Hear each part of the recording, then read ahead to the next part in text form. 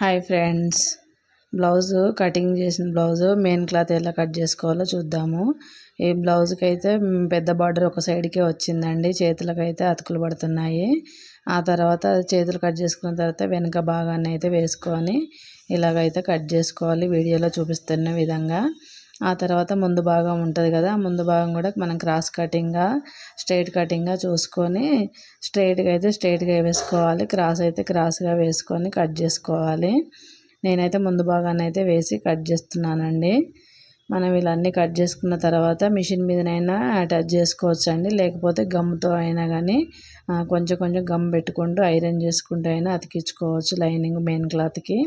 ఆ తర్వాత ఇక బార్డర్ అయితే తీసేసి షేప్ బెల్ట్లకు అయితే కట్ చేస్తున్నానండి. నా వీడియో కనుక నచ్చినట్లయితే లైక్ చేయండి, షేర్ చేయండి, సబ్స్క్రైబ్ చేసుకోండి. Thank you for watching. చూస్తూ ఉండండి వీడియోస్.